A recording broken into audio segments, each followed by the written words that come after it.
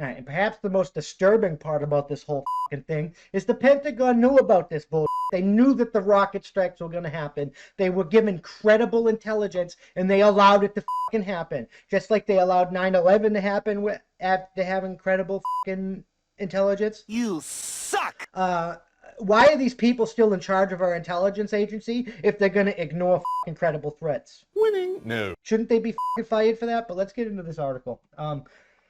The Pentagon prepared for mass casualty attack at airport hours before explosion. So they knew it was going to happen, prepared to have people die instead of doing something about it. Winning. No. You suck! They let people die. They let people die. You suck! Detailed notes of 3 classified calls provided to Politico show top Pentagon officials knew of imminent threat but struggled to close Abbey Gate. Just 24 hours before a suicide bomber detonated an explosion outside Hamid Karzai Airport, International Airport, senior military leaders gathered for the Pentagon's daily morning update on the deteriorating situation in Afghanistan.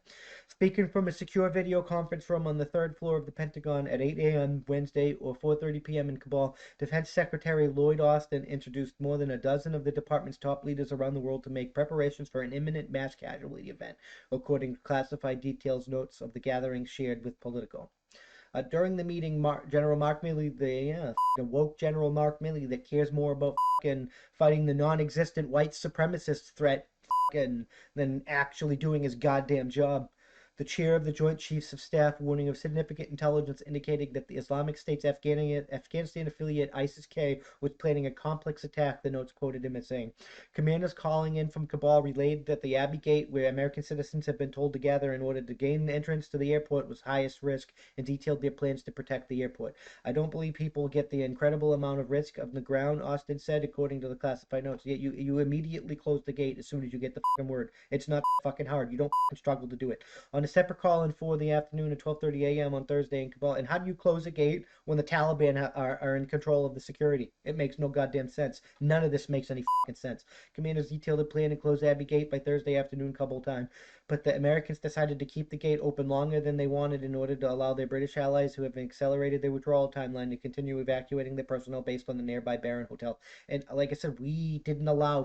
We're not in control of the airport. We've never been in control of the airport. Taliban was in control of the airport. They were providing security at the airport. American troops were still possessing entrance to the airport at Abbey Gate, roughly 6 p.m. in Kabul on Thursday, when a suicide bomber detonated an explosive vest there, killing nearly 200 people, including 13 U.S. service members. You suck! Service members that didn't need to die. Allies that didn't need to die. And Afghan nationals that didn't need to die. Children that didn't need to die. And the week before the attack, President Joe Biden and top administration officials repeatedly spoke in public about the general threat ISIS posed to the airport. Biden even cited that threat of a reason not to extend the military mission beyond August 31st. The president warned this weekend that an additional ISIS attack was highly likely. It's not ISIS! It's the fucking Taliban! Stop lying! This account of the international conversations among top Pentagon leaders in the hours leading up to the Thursday's attack at the airport is based on classified notes from 3 separate calls provided to Politico. The interviews with 2 defense officials with direct knowledge of the calls, Politico is withholding information from the Pentagon readouts that could affect ongoing military operations at the Kabul airport. We should not be out. I'm sorry, we shouldn't have been there to begin with. We did need to withdraw, but we need to stay there until every last goddamn ally, American citizen, ally, and Afghan who helped us, which are allies. But we need to do that. That's how winning is done. If we don't do that, we are failed. Period. The transcript of these conference calls, authenticated by a defense official, detailed conversations among the highest level of Pentagon leadership and makes clear that the top officials were raised alarming bells in preparing for a potential attack that they had narrowed down to a handful of possible threats. And a 24 to 48 hour time frame projections that ended up being deadly accurate. So they were so accurate. So you had 48 hours. You suck! To prepare, and you didn't do to stop it. Winning. No. You suck! The story is based on the unlawful disclosure of classified information and international deliberations of a sensitive nature. Pentagon spokes. Why do you keep doing that? Stop loading and unloading. Where are we going? The transcript of those conference calls authenticated by the account of international conversations with separate calls. Yeah, you just me. Winning? No. You suck! They oh my god. Oh yeah, this story is based on unlawful disclosure of classified information and internal deliberations of a sensitive nature, Pentagon spokesperson John Kirby said in a statement. As soon as we became aware of the material divulged to the reporter, we engaged political at the highest levels to prevent the publication of information that would put our troops and our operations at the airport at greater risk. You did absolutely fucking nothing. Maybe they should have fucking let people know. Winning? No. You suck! We condemned the unlawful disclosure of classified information and opposed the publication of the story based on it while a dangerous operation is going on, he continued. The White House declined to commit further. The intelligence about the security threat at Kabul airport detailed on calls we relayed up and down this chain of command, according to the second defense official, speaking of conditions of anonymity to discuss top-secret conversations. The White House took the threat seriously and supported the commanders taking action as they deemed fit, the official said, adding that there is no micromanagement from Washington of the effort to try to prevent this attack. Yeah, there was definitely no effort on part of Washington or anybody to prevent this fucking attack. Measures to avert an imminent attack, including closing 2 airport gates, permanently notifying Taliban checkpoints of the potential threat. Notifying the Taliban of the Taliban's potential threat against you is not fucking helping. Winning? No. You suck!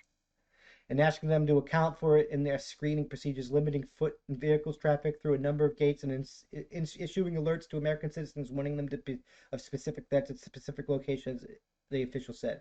U.S. forces at HKIA were aware of in accounting for a variety of threats and exercising extreme vigilance. The official said, using an acronym for the Kabul airport, we took numerous actions to protect our forces and our evacuees, but no amount of effort will completely eliminate the threat of the determined enemy. Yeah, like it's I can't believe they're trying to act like this is not the fucking Taliban. You allowed this to happen. It's the fucking Taliban. You told them that you knew that was going to happen, and then of course they're not going to fucking stop the security that they're fucking checkpoints or whatever that they're fucking conducting, because they're going to let it happen because they're the ones that planned it.